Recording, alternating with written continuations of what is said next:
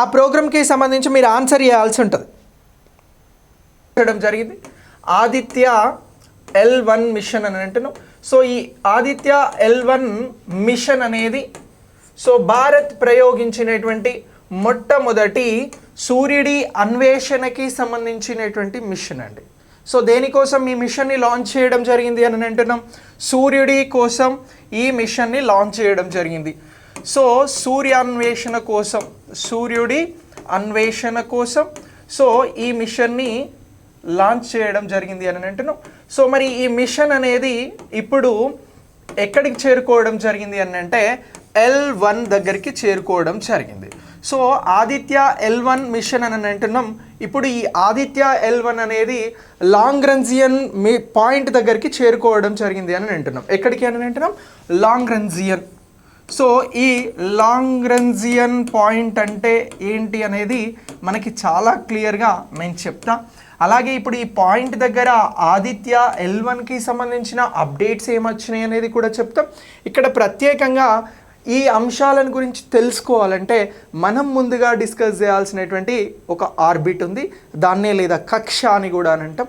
So ఈ ఆర్బిట్ని ఏమని పిలుస్తున్నాము అని అంటే హాలో ఆర్బిట్ అని పిలుస్తూ ఉన్నాం. సో ఇప్పుడు ఆదిత్య L1 మిషన్కి సంబంధించినటువంటి అంశాలను తెలుసుకొని మనం నెక్స్ట్ దేనిని గురించి మాట్లాడదాము అని అంటే హాలో ఆర్బిట్ గురించి మాట్లాడదాం, లేదా దీన్నే కక్ష అని కూడా అంటారు. ఈ హాలో ఆర్బిట్ అనేది మొత్తం ఆదిత్య L1 మిషన్కి సంబంధించి లాంగ్రెంజియన్ పాయింట్కి సంబంధించి వెరీ వెరీ ఇంపార్టెంట్. ఇగో దీనిని గురించి తెలిస్తే ఈ మొత్తం టాపిక్ కూడా మీకు చాలా చాలా క్లియర్గా అండర్స్టాండ్ అయిపోతుంది. ఓకే, సో అలా అర్థమయ్యేలాగా నేను చాలా వివరంగా మీకు చెప్తా. సో ఇప్పుడు ఈ ఆదిత్య L1 మిషన్ అనేది ఎప్పుడు ప్రయోగించడం జరిగింది అని అంటే దీనిని భారతదేశానికి సంబంధించినటువంటి ఇస్రో సెప్టెంబర్ 2న ప్రయోగించిందిరా. ఎప్పుడు ప్రయోగించింది అని అంటున్నాం? సెప్టెంబర్ 2న దీనిని ప్రయోగించడం జరిగింది. ఈ సెప్టెంబర్ 2 ఏ ఇయర్ అని అంటే 2023, గత ఏడాది దీన్ని ప్రయోగించడం జరిగింది. ఇలా ప్రయోగించినటువంటి ఈ ఆదిత్య L1 మిషన్ అనేది సూర్యుడి అన్వేషణ కోసం బయలుదేరి 127 రోజుల తర్వాత ఇది ఏం చేసింది అని అంటే లాంగ్రెంజియన్ పాయింట్ L1 దగ్గరికి చేరుకోవడం జరిగింది. ఏం చేరుకున్నది అని అంటున్నాం? ఆదిత్య L1 అనేటువంటి ఈ సూర్య అన్వేషణ మిషన్ అనేది ఇక్కడికి చేరుకోవడం జరిగింది. ఇక్కడికి చేరుకున్న తర్వాత తక్కువ ఫ్యూయల్తో అంటే తక్కువ ఇంధనంతో ఇది ఇప్పుడు పని చేయాలి. ఇలా తక్కువ ఇంధనంతో పనిచేసేలాగా ఒక సెట్టింగ్ చేయడం జరిగింది. దాన్నే హాలో ఆర్బిట్కి సంబంధించినటువంటి సెట్టింగ్స్ అని అంటున్నాం. ఈ సెట్టింగ్స్ ఇస్రోకి సంబంధించినటువంటి సైంటిస్టులు బెంగళూరు నుంచి చేయడం జరిగిందిరా. ఎక్కడి నుంచి అని అంటున్నాం? బెంగళూరు నుంచి చేయడం జరిగింది. సో ఇలా బెంగళూరు నుంచి హాలో ఆర్బిట్ దగ్గర ఏం చేసినారు అని అంటే లాంగ్రెంజియన్ పాయింట్ని అన్వేషించడం కోసం ఈ పాయింట్ దగ్గరికి మిషన్ చేరుకున్నటువంటి సందర్భంలో ఇగో ఈ హాలో ఆర్బిట్ కక్షలో ఇది ఆదిత్య L1 అనేటువంటి మిషన్ సమర్థవంతంగా పనిచేసేందుకు దానికి సంబంధించినటువంటి దిశానిర్దేశం అనేది చేయడం జరిగింది అని అంటున్నాం. సో ఇటీవల లాంగ్రెంజియన్ పాయింట్కి సంబంధించి ఆదిత్య L1 మిషన్ని ఏ ఆర్బిట్ కక్షలో ప్రవేశపెట్టడం జరిగింది, దాన్ని సరిగా దిశానిర్దేశం చేయడం జరిగింది అని అంటారు. అప్పుడు మనం చెప్పాల్సినటువంటి ఆన్సర్ హాలో ఆర్బిట్ అని అంటున్నాం. సో ఈ ఆర్బిట్ దగ్గర ఈ ఆదిత్య L1 మిషన్కి సంబంధించినటువంటి దిశానిర్దేశం అనేది జరగడం ద్వారా ఎలాంటి బెనిఫిట్స్ జరిగినాయి అని అంటే సో తక్కువ ఇంధనంతో ఇప్పుడు ఈ ఆదిత్య L1 మిషన్ అనేది సూర్యుడి అన్వేషణను కొనసాగిస్తుంది. ఇది పాయింట్ నెంబర్ 1. పాయింట్ నెంబర్ 2 ఏమంటున్నామనంటే మిషన్కి సంబంధించినటువంటి కాలం 5 years అని అంటున్నారు. సో ఇది ఒకటో పాయింట్ అంటున్నాం. రెండో పాయింట్ ఏంటంటే మిషన్కి సంబంధించినటువంటి కాలం అంటే ఏ మిషన్? ఆదిత్య L1 మిషన్కి సంబంధించినటువంటి కాలం ఇక్కడ 5 సంవత్సరాలుగా నిర్ధారించడం జరిగిందిరా. ఈ 5 సంవత్సరాల పాటు ఈ మిషన్ అనేది సక్సెస్ఫుల్గా సూర్యుడి అన్వేషణకి సంబంధించినటువంటి అంశాలను తీసుకువచ్చేందుకు పనిచేసేందుకు కూడా ఈ హాలో ఆర్బిట్ అనేదే కీలకమైనటువంటి పాత్రను పోషించబోతుంది అనేటువంటి అంశాన్ని ఇక్కడ మనం చాలా క్లియర్గా గుర్తించాల్సి ఉంటుంది. ఇది ఎగ్జామినేషన్ పాయింట్ ఆఫ్ వ్యూలో హాలో ఆర్బిట్ అనేటువంటి అంశం వస్తే ఇది లాంగ్రాంజియన్ పాయింట్ 1 వద్ద ఆదిత్య L1 మిషన్ సెటప్ కోసం తీసుకున్నటువంటి ఆర్బిట్గా గుర్తుంచుకోవాలి. దీని ద్వారా తక్కువ ఇంధనంతో ఆదిత్య L1 అనేటువంటి మిషన్ నడుస్తుంది. ఈ మిషన్ కాలం 5 సంవత్సరాలు నిర్ధారించడంలో ఈ హాలో ఆర్బిట్ అనేది చాలా ఇంపార్టెంట్గా ఉపయోగపడుతుంది అనేటువంటి అంశాన్ని కూడా మనం గుర్తించాల్సి ఉంటుంది ఎగ్జామినేషన్ పాయింట్ ఆఫ్ వ్యూలో. ఓకే, సో ఇది ఈ హాలో కక్ష అనేది భూమి నుంచి ఎన్ని మిలియన్ కిలోమీటర్ల దూరంలో ఉన్నది అని చెప్పేసి అడుగుతారు. ఇప్పుడు ఇస్రో శాస్త్రవేత్తలు బెంగళూరు నుంచి ఆదిత్య L1 అనేటువంటి మిషన్స్కి కమాండింగ్స్ ఇచ్చి ఈ హాలో కక్షలో దీన్ని సరిగా దిశానిర్దేశం చేశారు అని మాట్లాడాం కదా. ఇప్పుడు దీనికి సంబంధించి మరొక ఇంపార్టెంట్ అంశం ఏంటి అని అంటే, సో సూర్యుడికి సంబంధించినటువంటి అన్వేషణలో భాగంగా ఎన్ని కిలోమీటర్ల దూరంలో హాలో కక్షను హాలో ఆర్బిట్ని డిసైడ్ చేయడం జరిగింది అని అంటారు. అలా అడిగితే మనం చెప్పాల్సినటువంటి ఆన్సర్ ఏంటి అని అంటే దీనికి సంబంధించి 1.5 మిలియన్ కిలోమీటర్ల డిస్టెన్స్లో. సో ఇప్పుడు సూర్యుడు ఇక్కడ ఉన్నాడు రా. సో ఇప్పుడు ఇది సన్ అని అంటున్నాం. ఈ సన్కి సంబంధించి ఇక్కడ బుధుడు ఉంటాడు. ఓకే, ఇక నెక్స్ట్ ఏముంటాడు అని అంటే శుక్రుడు ఉంటాడు. సో ఇది ఈ గ్రహం అనుకుంటున్నాం. తర్వాత ఉన్నది భూమి. సో ఇప్పుడు ఈ భూమి నుంచి బయలుదేరినటువంటి ఆదిత్య L1 అనేటువంటి మిషన్ సో ఇలా తిరిగి సూర్యుడి దగ్గరికి వెళ్తుంది అని అంటున్నాం కదా. సో ఈ డిస్టెన్స్లో మొత్తం ఎన్ని కిలోమీటర్ల దగ్గర అని అంటే ఇది 1.5 మిలియన్ కిలోమీటర్ల దగ్గర ఏ కక్షను డిసైడ్ చేయడం జరిగింది అని అంటే మనం మాట్లాడుతున్నటువంటి హాలో ఆర్బిటర్ కక్షను డిసైడ్ చేయడం జరిగింది. సో ఇలా ఇగో ఈ అంశాన్ని గుర్తుంచుకోండి, very very important. Distance point of వ్యూలో అడిగితే ఇటీవల భారత్కి సంబంధించినటువంటి ఈ ఆదిత్య L1 మిషన్కి సంబంధించినటువంటి దీనిని సూర్యుడి అన్వేషణ కోసం పంపితే L1 పాయింట్ని గుర్తించడం జరిగింది. దాన్నే లాంగ్రాంజియన్ పాయింట్ అని అంటున్నారు.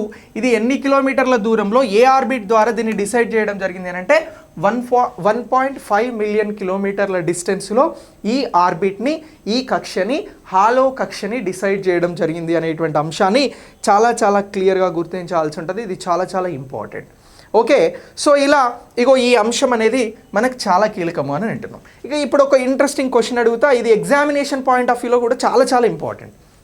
ఇప్పుడు ఆదిత్య L1 మిషన్ సూర్యుడికి సంబంధించినటువంటి వేటిపై అన్వేషణ కొనసాగించబోతా ఉంది. మీ ఆన్సర్ని ఖచ్చితంగా లైవ్లో ఉన్న వాళ్ళు పోస్ట్ చేయాలరా. సో ఇప్పుడు ప్రయోగించబడినటువంటి L1 పాయింట్కి చేరుకున్నటువంటి ఈ లాంగ్రాంజియన్ పాయింట్లో ఉన్నటువంటి ఆదిత్య L1 మిషన్ అనేది సూర్యుడి పైన ఏ ఏ అంశాలకి సంబంధించి అన్వేషణ చేయబోతుంది అనేది క్వశ్చన్. ఈ క్వశ్చన్ వస్తుంది 100%. ఇది చాలా కాంప్లికేటెడ్ క్వశ్చన్, తెలిస్తే వెరీ సింపుల్ క్వశ్చన్. సో ఈ క్వశ్చన్కి మీరు ఒక్కసారి ఆన్సర్ చేయాలి. Okay, right, very good, very good. మీరు పార్టిసిపేట్ చేయండి. నేను అడిగిన క్వశ్చన్ చాలా చాలా ఇంపార్టెంట్ క్వశ్చన్. మళ్ళీ ఒకసారి అడుగుతా ఉన్నా, ఆదిత్య L1 మిషన్ సూర్యుడి పైన ఏ అంశాలకి సంబంధించి అన్వేషణ చేయబోతుంది అని నేను ఒక క్వశ్చన్ అడిగిన, మీరు ఆన్సర్ చేయండి. రైట్, ఏ స్పియర్ అని అంటున్నాం?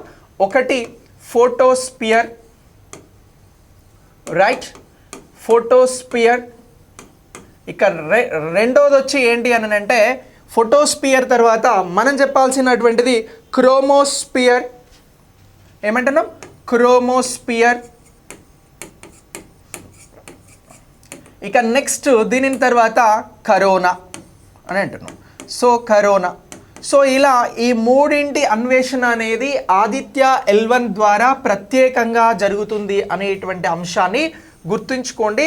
ఆదిత్య L1 మిషన్ అన్వేషణ దేనిపైన అని అంటాడు. ఇగో ఆదిత్య L1 అన్వేషణ అనేది ఈ మూడింటి పైన అనే అంశం గుర్తుంచుకోండి. ఆదిత్య L1 మిషన్ ద్వారా సూర్యుడికి సంబంధించినటువంటి ఫోటోస్పియర్ అని అంటున్నాం, సూర్యుడికి సంబంధించిన క్రోమోస్పియర్ అంటున్నాం, సూర్యుడికి సంబంధించిన కరోనా అని అంటున్నాం. ఈ మూడు కూడా సూర్యుడికి సంబంధించినటువంటివిగా గుర్తుంచుకోండి. చాలా చాలా ఇంపార్టెంట్. ఎగ్జామ్లో బిట్ వస్తుంది. చాలా క్లియర్గా మీరు ఈ క్లాస్ వింటున్నందుకు ఆన్సర్ చేయాలని నేను కోరుకుంటా ఉన్నా. సో ఇప్పుడు ఫోటోస్పియర్ అంటే ఏమిటి అని ఒక చిన్న డౌట్ ఉంటుంది. సో దీనికంటే ముందు మనం దేనిని గురించి మాట్లాడాల్సి ఉంటుందంటే మన భూమి గురించి మాట్లాడదాం. సో భూమి పైన ఈ పొరలకి సంబంధించి ఈ స్పియర్స్కి సంబంధించి ఎన్ని ఉంటాయి అంటే 5 ఉంటాయి రా. ఆ క్లారిటీ ఉంది కదా. భూమిపైన ఉండేటువంటివి ఏంటి అని అంటే ఒకటి థర్మోస్పియర్ అని అంటున్నాం. నెక్స్ట్ రెండోది ఏంటి అని అంటే ట్రోపోస్పియర్ అని అంటున్నాం. అలాగే స్ట్రాటోస్పియర్ అని అంటున్నాం. నెక్స్ట్ దీంతో పాటు మెసోస్పియర్, మరొకటి వచ్చి ఎక్స్ట్రోస్పియర్ అని అంటాం రా. ఈ 5 భూమిపై ఉండేటువంటివి. సో అలాగే సూర్యుడికి సంబంధించి ఫోటోస్పియర్ అనేది ఉందిరా. ఈ ఫోటోస్పియర్ అని అంటే ఏంటి అని అంటే సన్ విజిబుల్ సర్ఫేస్ అని అంటున్నాం. సరే, సూర్యుడికి సంబంధించినటువంటి ఉపరితలం సన్ సర్ఫేస్ అని అంటున్నాం. సన్ పైన చూడదగినటువంటి సర్ఫేస్ ఉపరితలము అని అంటున్నాం. సో ఇది ఫోటోస్పియర్ అని చెప్పేసి గుర్తుంచుకోవాలి. మరి క్రోమోస్పియర్ అని అంటే ఏమిటి అని అంటే ఇది second layer of sun surface atmosphere అని అంటున్నాం రా. ఇది ఈ క్రోమోస్పియర్ అనేది సన్ పైన సెకండ్ లేయర్కి సంబంధించిన అట్మాస్ఫియర్ అని గుర్తుంచుకోవాలి. ఓకే, సో ఇలా ఇక నెక్స్ట్ మరొకటి వచ్చి కరోనా అని అంటున్నాం. కరోనా అంటే సూర్యుడికి సంబంధించినటువంటి బయటి పొర అని అంటున్నాం. ఓకే, క్లియర్ కదా. ఇగో ఇక్కడ మనం మాట్లాడుతున్నటువంటిది ఈ ఫోటోస్పియర్ అనేది సూర్యుడికి సంబంధించినటువంటి సన్ విజిబుల్ సర్ఫేస్ అని అంటున్నాం రా. ఏమని అంటున్నాం? సన్ విజిబుల్ సర్ఫేస్ అని అంటున్నాం. సో ఇది గుర్తుంచుకోండి, వెరీ వెరీ ఇంపార్టెంట్. ఇక నెక్స్ట్ రెండోది వచ్చి ఏమంటున్నాము అని అంటే క్రోమోస్పియర్కి సంబంధించినటువంటిది ఏంటి అని అంటే ఇది second layer of sun atmosphere అని అంటున్నాం రా. సెకండ్ లేయర్ అని అంటున్నాం. సో ఈ second layer of sun surface అని అంటున్నాం. సన్ అట్మాస్ఫియర్ అని అంటున్నాం. అట్మాస్ఫియర్. ఓకే, సో ఇలా దీన్ని గుర్తుంచుకోండి. ఇక దీన్ని సన్కి సంబంధించినటువంటి ఔటర్ బయటి పొరగా దీని గురించి చెప్పడం జరుగుతూ ఉంది. ఇది కరోనాకి సంబంధించి. సో ఇలా ఈ మూడింటికి సంబంధించి క్వశ్చన్ అనేది అడుగుతారు. వెరీ వెరీ ఇంపార్టెంట్, గుర్తుంచుకోండి.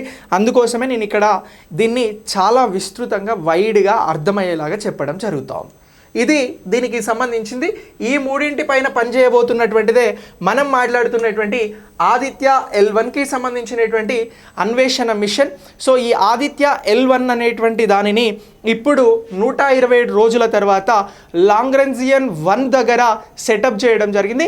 ఈ సెటప్ కోసం హాలో అనేటువంటి ఆర్బిటర్ని తీసుకున్నారు. ఇది ఆదిత్య L1కి సంబంధించి ఇస్రో ప్రయోగం తర్వాత సక్సెస్ఫుల్గా మరొక కీలకమైనటువంటి దశను దాటినటువంటి అంశంగా మీరందరూ కూడా గుర్తుంచుకోవాల్సి ఉంటుంది. Very very very important. Okay, so ఏం క్వశ్చన్స్ అడిగినా ఈ హాలో ఆర్బిటర్ అనేది మర్చిపోవద్దు. లాంగ్రెంజియన్కి సంబంధించినటువంటి అంశాలను కూడా మర్చిపోవద్దురా. మరి ఈ లాంగ్రెంజియన్కి సంబంధించినటువంటి వాటిని మొత్తం ఎన్ని రకాలుగా డివైడ్ చేయడం జరుగుతూ ఉంది, ఎందుకు డివైడ్ చేస్తున్నారు అనేటువంటి అంశాన్ని కూడా science and technology point of వ్యూలో క్వశ్చన్ అడగడానికి అవకాశం ఉంటుంది. సో ఇప్పుడు ఇటీవల ఆదిత్య L1 అనేటువంటి మిషన్ని లాంగ్రెంజియన్ 1 దగ్గర, లాంగ్రెంజియన్ పాయింట్ 1 దగ్గర సక్సెస్ఫుల్గా దీన్ని రీషెడ్యూల్ చేయడం జరిగింది హాలో ఆర్బిట్లో.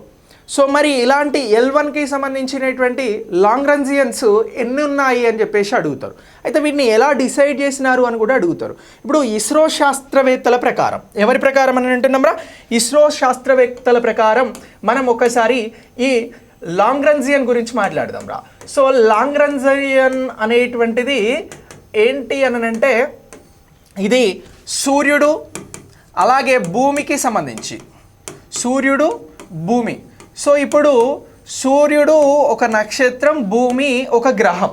ఈ రెండింటి శరీర ధర్మాల ప్రకారం, ఈ రెండింటికి సంబంధించినటువంటి శరీర ధర్మాల ప్రకారం ఏం చేసినారు అని అంటే ఇగో ఈ లాంగ్రెంజియన్స్ని మొత్తం 5 రకాలుగా డివైడ్ చేయడం జరిగిందిరా. 5 భాగాలుగా విభజించారు. ఇవే ఏంటి అని అంటే L1, L2, L3, L4, L5. So ఇలా ఈ అంశాలను గుర్తుపెట్టుకోవాలి. లాంగ్రాంజియన్ పాయింట్స్ మొత్తం ఎన్ని ఉన్నాయి అని అడుగుతారు. అలా అడిగితే మనం చెప్పాల్సినది ఇక మొత్తం 5 ఉన్నాయి.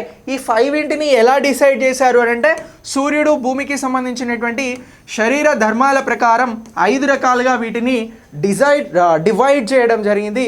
సో ఇప్పుడు లాంగ్రాంజియన్ 1 పాయింట్ దగ్గర అంటే 1.5 కిలోమీటర్స్ డిస్టెన్స్లో హాలో ఆర్బిట్లో ఈ ఆదిత్య L1ని రీసెటప్ చేయడం జరిగింది. దీని ద్వారా 5 సంవత్సరాల పాటు సూర్యుడికి సంబంధించినటువంటి అన్వేషణను ఆదిత్య L1 అనేది మనకు అందిస్తుంది. ఇందులో సూర్యుడికి సంబంధించినటువంటి ఫోటోస్పియర్ని, క్రోమోస్పియర్ని, కరోనాను 5 ఇయర్స్ పాటు అబ్జర్వ్ చేసి సూర్యుడికి సంబంధించినటువంటి అంశాలను ఇస్రో సైంటిస్టులకు అందిస్తుంది. సో ఇవి నెక్స్ట్ సూర్యాన్వేషణకి సంబంధించి అత్యంత ఇంపార్టెంట్ పాయింట్స్గా భావించడం జరుగుతూ ఉంది.